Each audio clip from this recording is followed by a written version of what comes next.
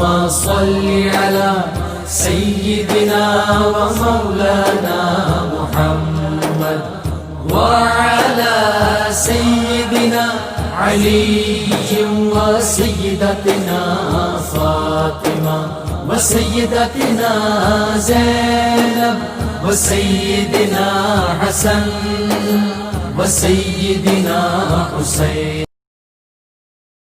اعوذ باللہ من الشیطان الرجیم. بسم اللہ الرحمن الرحیم. الحمد للہ رب العالمین والصلاة والسلام علی اشرف الانبیاء والمرسلین واہل بیتہ الطیبین الطاہرین المعصومین. اما بعد. سورہ مبارک یوسف آیت نمبر 53 سے آیت نمبر 63، 53 سے 63، اور یہیں سے 13ویں پارے کا آغاز ہو رہا ہے. گزشتہ سے پیوستہ یوسف علیہ السلام کے قضیے میں بات یہاں تک پہنچی تھی کہ بادشاہ کے سامنے اور پورے دربار کے سامنے حضرت یوسف علیہ السلام کی بے گناہی اسٹیبلش ہو گئی، ثابت ہو گئی، اور زلیخا نے اپنے گناہ کا اعتراف بھی کر لیا، اور ان عورتوں نے بھی جو زلیخا کے ساتھ تھیں انہوں نے بھی اپنے گناہ کا اعتراف کر لیا. اور آخری بات یہ ہوئی کہ ذالک لیعلم انی لم اخنہ بالغیب، یہ اس لیے کہ انہیں معلوم ہو کہ میں نے ان کے پیٹھ پیچھے ان کے ساتھ غداری نہیں کی. میں نے یہ گزارش کی تھی کہ بظاہر یہی محسوس ہوتا ہے کہ یہ زلیخا کے الفاظ کا تتمہ ہے. وَأَنَّ اللَّهَ لَا يَهْدِي كَيْدَ الْخَائِنِينَ، اور یقیناً اللہ غداری کرنے والوں کی چال کو کامیاب نہیں کرتا. یعنی آہستہ آہستہ اب زلیخا بھی حق اور حقیقت کی طرف آتی جا رہی ہے. وَمَا أُبَرِّئُ نَفْسِي، اور میں اپنے نفس کو بری نہیں کرتی. ان النفس لامارۃ بالسوء، یقیناً نفس جو ہے برائی پر آمادہ کیا کرتا ہے. الا ما رحم ربی، مگر وہ کہ جس پر میرے پروردگار کا رحم و کرم شامل ہو. ان ربی غفور الرحیم، یقیناً میرا پروردگار بخشنے والا ہے، بڑا مہربان. یہ جو لفظ یہاں پر استعمال ہوا ہے النفس لامارہ، اسی سے نکلا ہے کہ نفس امارہ، یعنی نفس کی وہ کیفیت بھی ہوتی ہے جب وہ گناہ کے اوپر آمادہ کرتا ہے، اس کا حکم دیتا ہے. اور نفس کی کیفیت دوسری بھی ہوتی ہے کہ جہاں پر نفس جو ہے لوامہ بن جاتا ہے، یعنی اس کے اندر ملامت کرنے کی اور کنڈیم کرنے کی، برے کو برا احساس کرنے کے بعد اس کی ملامت کرنے کی بھی صلاحیت ہوتی ہے. اور پھر اگر تزکیہ نفس کی منزل سے اس کو گزارا جائے تو پھر وہی نفس مطمئنہ بھی بن جاتا ہے. یہ الفاظ ہیں کہ جو قرآن مجید کے اندر استعمال ہوئے ہیں.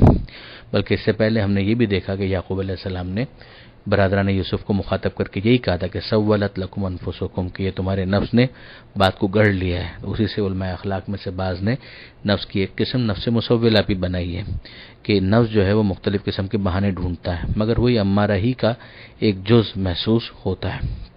تو یہاں پر یہ بتا دیا اس جملے نے کہ کچھ وہ ہیں کہ جو بالکل گناہ سے محفوظ بھی ہوتے ہیں اور وہ رحمت خدا کے خاص حقدار ہوتے ہیں، اور انہی کو معصوم کہا جاتا ہے. وقال الملک، بادشاہ نے کہا تو نہیں بہی، اسے میرے پاس لے آؤ. یعنی جس نے یہ تعبیر بتائی یوسف کو میرے پاس لے آؤ. اب تو یعنی گویا اس کا جو مطالبہ تھا یوسف علیہ السلام کا کہ ان کی بے گناہی اسٹیبلش ہو جائیں، عورتوں والا معاملہ کھل کر سامنے آ جائے، تو وہ بھی ہو چکا.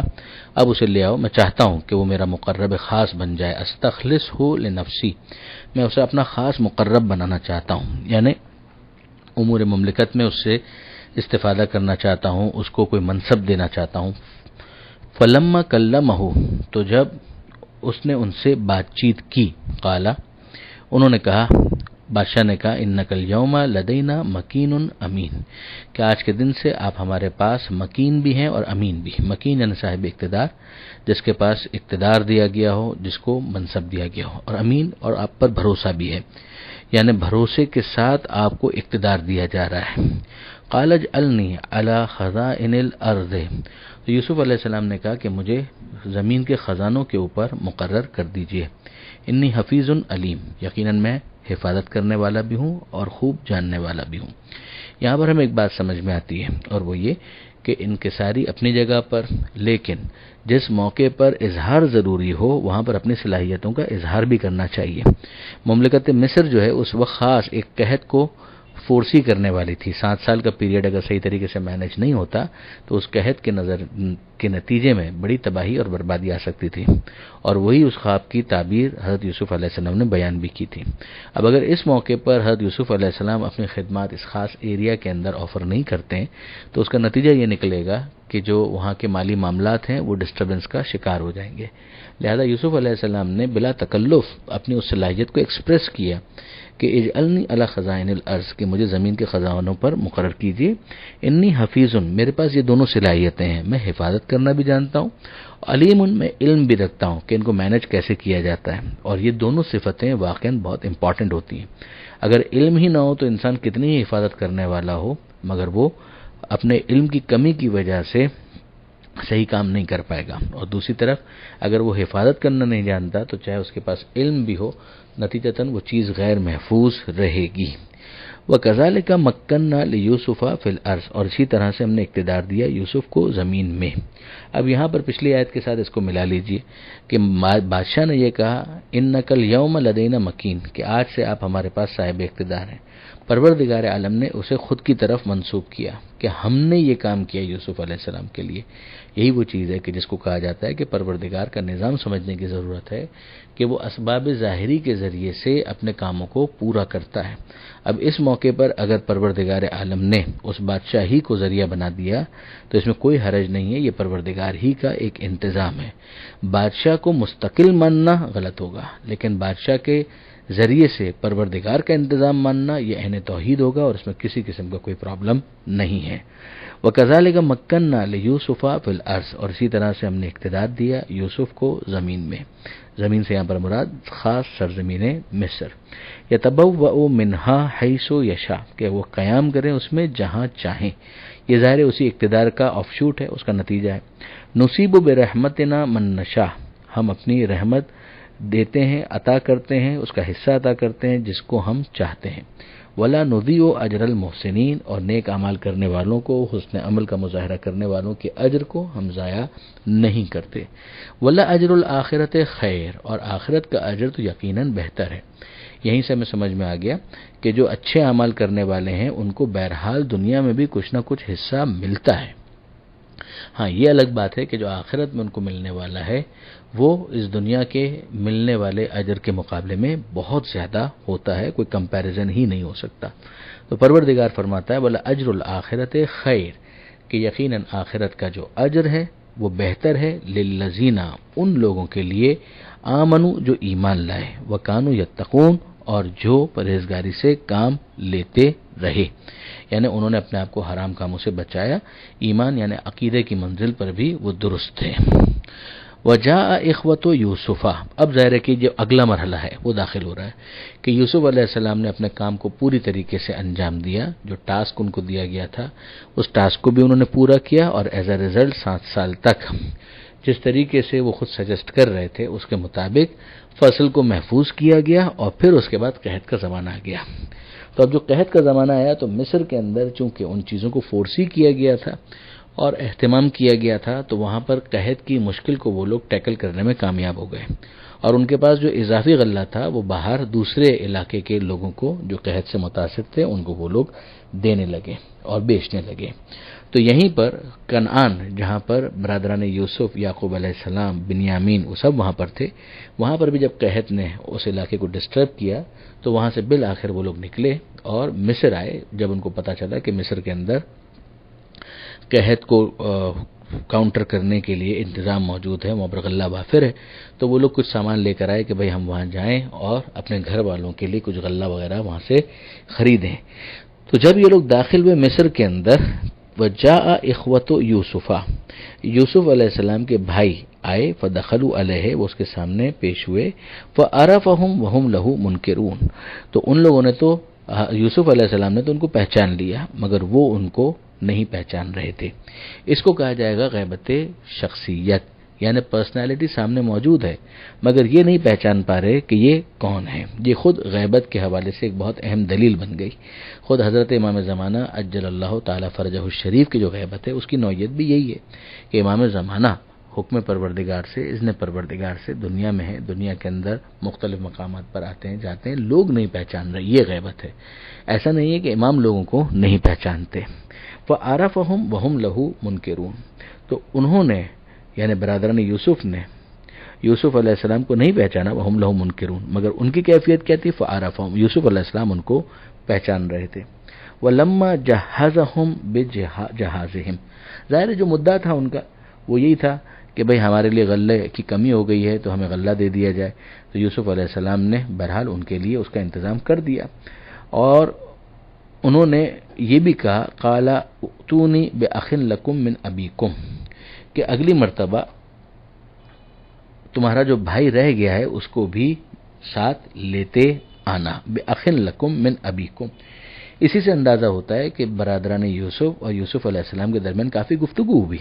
انہوں نے حال احوال دریافت کیا، اور اسی گفتگو کے دوران یہ بات نکلی کہ بھائی ہمارے ایک بابا بھی ہیں جو آنکھوں سے نابینا ہو چکے ہیں، وہ دیکھ نہیں سکتے وغیرہ وغیرہ، اور دوسری طرف ایک ہمارا بھائی بھی ہے اور بنیامین جس کو ہم لوگ لے کر نہیں آئے ہیں. اور اس کی وجہ بھی ظاہر ہے کہ انہوں نے پوچھی ہوگی، تو انہوں نے بتایا ہوگا کہ وہ ہمارے بابا کے پاس ہے اور وہ اس سے بہت پیار کرتے ہیں، اور اس کے مختلف اوصاف بھی انہوں نے بیان کیے ہوں گے. تو انہوں نے حضرت یوسف علیہ السلام نے بظاہر اسباب ظاہری کے تحت ایک اشتیاق پیدا ہوا، تو انہوں نے یہ کہا کہ اگلی دفعہ ائتونی بأخ لکم من ابیکم، کہ جو تمہارا دوسرا بھائی ہے اس کو بھی تم اپنے ساتھ لے کر آنا. الا ترونا، کیا تم نہیں دیکھتے، انی اوفی الکیل، کہ میں سامان وہ جو ناپ تول ہے وہ پورا کرتا ہوں، یعنی اس کے اندر کوئی کمی نہیں کرتا. وَأَنَا خَيْرُ الْمُنزِلِينَ، اور میں بہترین میزبانی بھی کرتا ہوں. یعنی تم نے دیکھ ہی لیا کہ میں تمہیں اپنا مہمان بنایا، تمہاری ضیافت کی، اور تمہارے رکھ رکھاؤ کے اندر کسی قسم کی کمی نہیں چھوڑی. فَإِن لَمْ تَأْتُونِ بِهِ فَلَا كَيْلَ لَكُمْ عِندِي، اور اگر تم اسے نہیں لاؤ گے تو بھول جاؤ، پھر تمہیں میرے پاس سے غلہ نہیں ملے گا. وَلَا تَقْرَبُونَ، اور پھر میرے نزدیک بھی مت آنا. قَالُوا سَنُرَاوِدُ عَنْهُ أَبَاهُ، تو ان لوگوں نے کہا کہ ہم کوشش کریں گے کہ ان کے بابا کو ہم راضی کریں اور ان کو کنونس کریں کسی طریقے سے، اور اپنے بھائی کو ساتھ لے کر آئیں. وَإِنَّ لَفَاعِلُونَ، اور یقیناً ہم ایسا کریں گے. یعنی انہوں نے یقین دہانی کرائی کہ ہاں عزیز مصر جو حضرت یوسف علیہ السلام اس وقت تو خیر خزائن کے اوپر مقرر تھے، تو انہیں یہ یقین دلایا انہوں نے کہ ہم پوری کوشش کریں گے کہ اپنے بھائی کو بھی لے کر آئیں. وَقَالَ لِفِتْيَانِهِ، اور یوسف علیہ السلام نے اپنے جوانوں سے کہا، یعنی جو ان کے پاس کام کر رہے تھے ان سے کہا، اجعلوا بضاعتهم فی رحالہم، جو ان کی پونجی ہے، یعنی یہ جو انہوں نے غلے کی عوض جو چیزیں دی تھیں اس کو بھی ان کے سامان ہی کے اندر رکھ دو. یہ ایک طرح سے ایکسٹرا فیور ان کے لیے کیا گیا. ظاہر ہے کہ یہ چیزیں اب ان کو پتہ چلنی ہے، جب وہ اپنے وطن پہنچ جائیں گے اور اپنا سامان کھولیں گے تو اس میں ان کو ان کی پونجی بھی نظر آ جائے گی، تو یہ ان کے لیے ایک اور مسرت، شادمانی اور خوشی کا باعث ہوگی. تو وہاں پر اور زیادہ یہ لوگ کنونس ہوں گے کہ ہم پلٹ کر واپس آئیں اور اپنے بھائی کو بھی لے جائیں. تو یہاں پر یہ کہا گیا کہ اجعلوا بضاعتهم فی رحالہم، کہ اپنی پونجی ان کے سامان میں رکھ، ان کی جو پونجی ہے وہ انہی کے سامان میں واپس رکھ دو. لعلہم یعرفونہا، تاکہ وہ اسے پہچان لیں. اذ انقلبوا الی اہلہم، جب یہ اپنے گھر والوں کی طرف پلٹ کے جائیں گے. لعلہم یرجعون، کہ شاید پھر واپس آئیں، یعنی یہ ان کے لیے ایک تحریک بنے واپس آنے کی. فلما رجعوا الی ابیہم، اور جب یہ لوگ پلٹ کر گئے اپنے بابا کے پاس، یعنی جناب یعقوب علیہ السلام کے پاس. قالو، تو انہوں نے کہا، یا ابانا، بٹ نیچرل، پہلے تو سب خوش ہوئے کہ غلہ آ گیا اور ہماری ضرورت کا انتظام ہو گیا، مگر ساتھ ہی ساتھ انہوں نے یہ بری خبر بھی سنا دی کہ یا ابانا، اے بابا جان، منع من الکیل، کہ ہم سے غلہ روک دیا گیا ہے، کہ ہم کو غلہ جو ناپ کر دیا گیا ہے اب وہ نہیں دیا جائے گا، کہ اس لیے کہ شرط یہ ہے کہ فارسل معنا اخانا، کہ ہمیں ہمارے بھائی کو بھی ہمارے ساتھ بھیجیے. نقتل وَإِنَّ لَهُ لَحَافِظُونَ، تاکہ ہم نپوا کر اناج لے کر آئیں اور یقیناً ہم اس کی حفاظت کریں گے. اب آپ اندازہ کر سکتے ہیں کہ ایک طرف ان بھائیوں کا اصرار کہ بنیامین کو ہمارے حوالے کیجیے تاکہ ہم اس کو بھی ساتھ لے کر جائیں، اس لیے کہ وہاں مصر کے اندر شرط یہی ہے کہ ہم اپنے بھائی کو لے کر آئیں. دوسری طرف یعقوب علیہ السلام کے دل سے پوچھیے کہ پہلے ہی جناب یوسف علیہ السلام کی جدائی میں غمگین ہے اور آنسو بہا رہے ہیں، اور ایسے میں بنیامین کے بھی جانے کی بات ہو رہی ہے، اور بھائی برادران یوسف جو ہیں وہ قابل اعتبار نہیں ہیں، تو وہ نہیں فیصلہ کر پا رہے کہ کیا کرنا چاہیے. وہی ڈائلاگ ابھی آگے بڑھے گا انشاءاللہ اگلے صفحے پر. یہاں پر یہ صفحہ مکمل ہوا. پروردگار عالم سے دعا ہے قرآن پڑھنے، سمجھنے اور عمل کرنے کی توفیق عطا فرما، اور وارث قرآن امام مہدی کے ظہور میں تعجیل فرما. وآخر دعوانا ان الحمدللہ رب العالمین، والسلام علیکم.